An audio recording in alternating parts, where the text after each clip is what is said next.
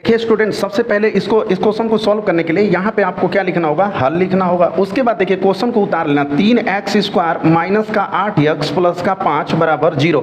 कह रहा है ना कि विविधकर क्या होगा, और 2018, 19 और 23 में लगातार ये 3-4 सालों से क्वेश्चन आ रहा है मेरे प्यारे स्टूडेंट। तो पूरा वीडियो को अंत तक देखिएगा, और चैनल पर पहली बार हो तो चैनल को सब्सक्राइब कर लो, क्योंकि 2025 का तैयारी में कराने वाला हूँ। ठीक है, तो यहाँ पे देखिए मेरे प्यारे स्टूडेंट, जब कोई भी समीकरण दिया रहेगा और उसका विविधकर ज्ञात करना होगा, तो सबसे पहले क्या करोगे कि उस समीकरण को नोट कर लोगे। उसके बाद एक ना द्विघात समीकरण का व्यापक रूप होता है। वो क्या होता है कि ये होता है, देखो, ax² प्लस का bx प्लस c बराबर 0 से लिख दोगे कि तुलना करने पर। ठीक है मेरे प्यारे स्टूडेंट, इतना लिख दोगे कि तुलना करने पर। अब देखो यहाँ से x² से x² कट जाएगा, तो a का वैल्यू क्या मिलेगा, 3 मिल जाएगा। तो यहाँ पे a बराबर लिख लेना 3। अब यहाँ पे देखो x से x कट जाएगा ना, तो b का वैल्यू क्या मिलेगा, तो देखो b का वैल्यू माइनस का 8 मिलेगा। तो यहाँ पे b बराबर माइनस का लिख लोगे 8। और यहाँ पे देखो भैया c का वैल्यू क्या है, तो c का वैल्यू यहाँ पे क्या है, 15 है। ठीक है ना, और आपको क्या पूछ रहा है, विविधकर पूछ रहा है। और मैं बता दूं कि मेरे प्यारे स्टूडेंट, विविधकर d बराबर होता है क्या, b² माइनस 4ac। ये विविधकर का फार्मूला होता है। तो अगर कक्षा 10 में हो और 2025 में एग्जाम देना है, तो d बराबर b² माइनस 4ac, इस फार्मूले को आप याद कर लो। ठीक है, तो अब देखिए यहाँ पे हम लोग विविधकर का वही लगा लेंगे फार्मूला, विविधकर मतलब ऐसे लिख लेंगे, और d बराबर क्या हो जाएगा, b² माइनस का 4ac। ठीक है ना, ये विविधकर का फार्मूला हम लोग सिंपल लगा लेंगे। उसके बाद क्या करेंगे कि यहाँ पे लिखेंगे d बराबर, यहाँ पे देखो b है ना, तो देखो b का वैल्यू कितना दिया है, देखो b के जगह पे हम लोग क्या रखेंगे, माइनस का 8 रखेंगे। तो यहाँ पे माइनस का 8 और उसका स्क्वायर। अब यहाँ पे माइनस है तो हम भी माइनस कर लेंगे। अब देखो 4 लिखेंगे और इंटू यहाँ पे a है, देखो मेरे प्यारे स्टूडेंट a का वैल्यू क्या है, 3 है। तो यहाँ पे हम लोग लिख लेंगे 3, और यहाँ पे देखो c है और c का वैल्यू क्या है, 15। तो यहाँ पे लिख देंगे 15। अब देखिएगा यहाँ पे d बराबर क्या होगा, देखो माइनस में माइनस का 2 बार गुणा करोगे तो प्लस हो जाएगा। ठीक है ना, अब उसके बाद 8 में 8 का करोगे तो 8 8 कितना होता है, 64। ठीक है, और माइनस देखो 4 में 3 का गुणा कर लो, चाहे ऐसे कर लो 15 का 15, 15 दूनी 30, 15 3 45 कर लो, या फिर ऐसे कर लो 15 का गुणा कर लो 4 में, तो 15 चौको को क्या हो जाएगा 60, और गुणते यहाँ पे 3 बच जाएगा। अब देखो d बराबर मेरे प्यारे स्टूडेंट क्या होगा कि यहाँ पे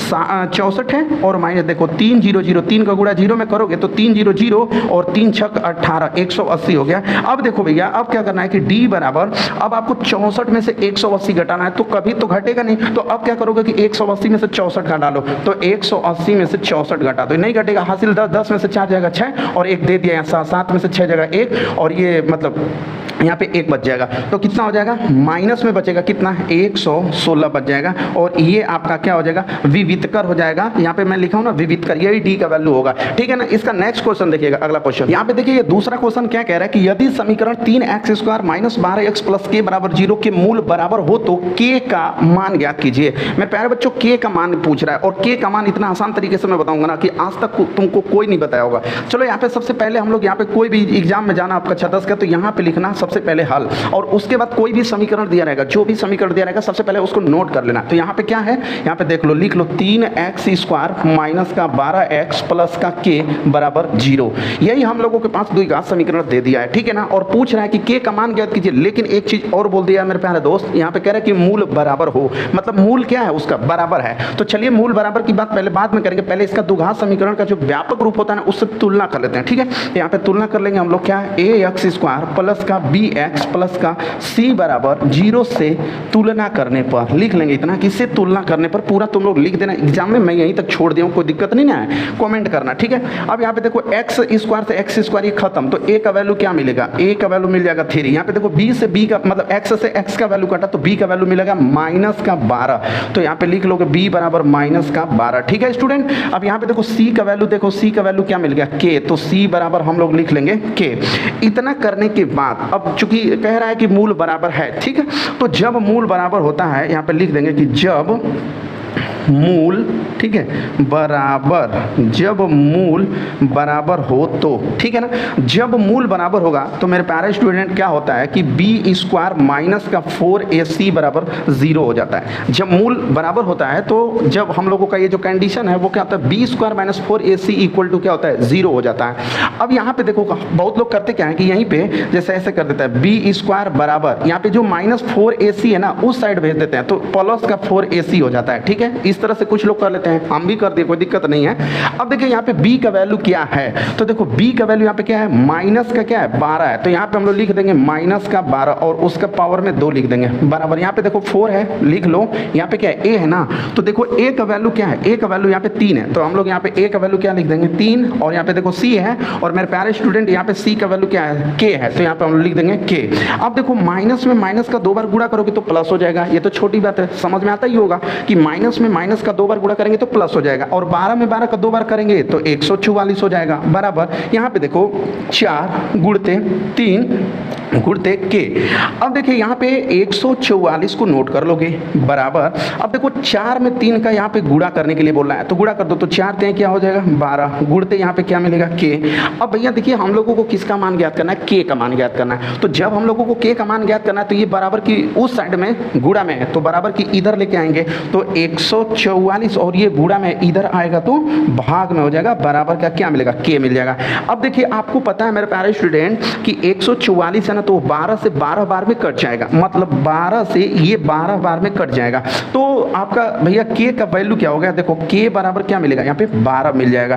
तो यही तुमका आंसर पूछ रहा था, यही आप लोगों के क्वेश्चन का आंसर हो जाएगा कि यहाँ पे पूछा ना कि के का मान ज्ञात कीजिए, तो के का मान क्या हो जाएगा 12 हो जाएगा। ठीक है, ये क्वेश्चन समझ में आया ना। चलिए इसका नेक्स्ट क्वेश्चन देखिए, अगला क्वेश्चन देखिए। इस क्वेश्चन में ना बहुत सारे लड़के गलती कर देते हैं। क्या गलती करते हैं, देखिए क्वेश्चन नंबर तीसरा कह रहा है कि समीकरण 3x² - 4y² बराबर 11 में यदि x का मान 2 दिया हो तो y का मान क्या होगा। मेरे प्यारे स्टूडेंट बहुत सारे लड़के गलती करते हैं। क्या गलती करते हैं वो देखिए, मैं यहाँ पे सिखा रहा हूँ। देखिए यहाँ पे सबसे पहले लिख लोगे हल, ठीक है ना, बोर्ड एग्जाम में जाना और जो क्वेश्चन सबसे पहले आएगा ना सबसे पहले उसी को करना। अब ये नहीं कि जो क्वेश्चन नहीं आ रहा है उसी पे दिमाग अपना फालतू खर्चा कर रहे हो, ऐसा नहीं करना। अब जैसे देखो क्या करना, समीकरण को लिख लेना यहाँ पे 3x² माइनस का 4y² बराबर का 11, ठीक है ना। अब तुमको देखना है ना मेरे प्यारे स्टूडेंट की क्या दिया है, तो देखो x का वैल्यू कितना दे रखा है 2 दे रखा है, x का वैल्यू कितना दे रखा है 2 दे रखा है। तो अब हम लोग क्या करेंगे कि यहाँ पे लिख देंगे, यहाँ पे ऐसा लिख देंगे कि x बराबर 2 रखने पर, x बराबर 2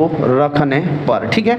अब हम लोग इस समीकरण में, जैसे समीकरण मान लो 1 भी मान सकते हो, कोई दिक्कत नहीं है, समीकरण 1 मान लोगे तो कोई दिक्कत नहीं होगा, ठीक है। अब यहाँ पे लिख दोगे कि x बराबर 2 रखने पर, मतलब इस समीकरण में रखने पर लिख लेना कि x बराबर 2, ऐसे कर सकते हो, लिख सकते हो कि समीकरण 1 में रखने पर, ठीक है, समीकरण 1 में रख लो। तो यहाँ पे देखो भैया क्या है 3x² माइनस का 4y² बराबर का 11। अब देखो यहाँ पे लिखो 3, अब यहाँ पे देखो x है ना, अब देखो x का वैल्यू कितना दे रखा है 2 दे रखा है, तो यहाँ पे लिख लो 2 और उसके पावर पे 2 है ना, तो पावर में 2 लिख दो, माइनस का 4 और यहाँ पे y² को नोट कर लो और बराबर 11 लिख लो। क्यों भैया, क्योंकि y का वैल्यू पूछ रहा है, y का मान हम लोगों से पूछ रहा है, ठीक है। तो अब हम क्या करेंगे, यहाँ पे देखो 3 गुणते 2 में 2 का करोगे तो 2 दूना के 4 माइनस 4y² बराबर 11। अब देखिए यहाँ 3 में 4 का गुणा कर लो तो 3 चौको 12 माइनस का 4y² बराबर का क्या 11। अब यहाँ पे देखिए स्टूडेंट कितना है 12 है, वो भी प्लस का 12 है। कैसा है, प्लस का 12, तो बराबर की उस साइड भेज दो, माइनस का 12 हो जाएगा। तो लिख लो यहाँ पे, इसको तो उतारोगे ना, माइनस 4y² बराबर यहाँ पे 11 और ये है ना प्लस का 12, बराबर की उस साइड जाएगा तो माइनस का 12 हो जाएगा, ठीक है। अब हम थोड़ा यहाँ से नोट कर लेते हैं क्योंकि नीचे से ज्यादा कर दूंगा तो दिखेगा नहीं, ठीक है। अब देखिए माइनस 4y² लिखेंगे, minus 4y² equal to 11 minus 12, लिख लो 11 माइनस का 12। अब देखो माइनस 4y² बराबर, अब देखो यहाँ से घटाओगे तो क्या मिलेगा, -1 मिल जाएगा, क्योंकि 11 में से 12 घटाओगे ना तो माइनस का 1 ही मिलता है, ठीक है स्टूडेंट। अब देखो यहाँ से 1 माइनस से माइनस क्या हो जाएगा, कट जाएगा। अब इतनी छोटी बात तो आपको समझ में आता ही होगा कि माइनस से माइनस क्या हो जाएगा, कट जाएगा। अब देखो क्या मिला 4y² बराबर का 1, तो अब देखो यहाँ पे ये गुणा में है, ठीक है ना, तो y का मान चाहिए हमको, तो y² बराबर यहाँ पे 1 है और ये गुणा में बराबर की इस साइड लेकर आओगे तो भाग में हो जाएगा। अब देखो स्टूडेंट करते क्या ना कि यहाँ पे 2 घात है, क्या है स्टूडेंट 2 घात। अब इस 2 घात को बराबर की उस साइड में हम लोग भेज देंगे, तो यहाँ पे y बराबर अंडर रूट हो जाएगा 1/4, मतलब कि ये जो स्क्वायर है ना उधर जाएगा ना तो 1/4 करड़ी हो जाएगा, ठीक है, मतलब करड़ी में 1/4 हो जाएगा। अब फिर हम यहाँ से नोट कर लेंगे और लिखेंगे y बराबर करड़ी में, ठीक है ना, 1/4, मतलब y बराबर करड़ी में, देखो ये 1 है ना तो 1 को 1 गुणते 1 लिख दोगे, कोई दिक्कत नहीं, क्योंकि 1 में 1 का गुणा करोगे तो 1 ही होगा। और ये जो 4 है ना इसको लिख दो 2 गुणते 2। अब देखो y बराबर करड़ी क्या बोलती है, अंडर रूट। अंडर रूट का एक रूल होता है, एक नियम होता है कि जब तक 2 का जोड़ा नहीं बनेगा 1 नहीं निकाल सकते हो। तो अंडर रूट का एक नियम है कि 2 का जोड़ा बना दीजिए और 1 बाहर निकाल दीजिए। तो यहाँ पे देखिए 2 का जोड़ा बन रहा है तो यहाँ पे प्लस माइनस भी लिख सकते हो। अब यहाँ पे 2 का जोड़ा बनना है तो 1 निकाल दो, और यहाँ से नीचे से भी 2 का बनना है तो मतलब 2 ठो बन रहा है ना, तो 1 2 निकल जाएगा और यही आपके y का मान हो जाएगा। ये आपके क्वेश्चन का मतलब इस क्वेश्चन में y का वैल्यू कितना आएगा, ±1/2 आएगा। ये वीडियो अच्छा लगा होगा तो स्टूडेंट चैनल को सब्सक्राइब करके बेल आइकन प्रेस कर लीजिएगा। हम इसके नेक्स्ट वीडियो में लेकर आएंगे और भी मॉडल पेपर से, सेट पेपर से, अनसॉल्व पेपर से, ठीक है। तो आप लोगों का 2025 का तैयारी जबरदस्त तरीके से करवाऊंगा और चैनल को जल्दी से सब्सक्राइब करके अपने दोस्तों में शेयर कर दो जो लोग 2025 में एग्जाम देने वाले हैं। बाकी हम कल की वीडियो में मिलेंगे, जब तक के लिए धन्यवाद।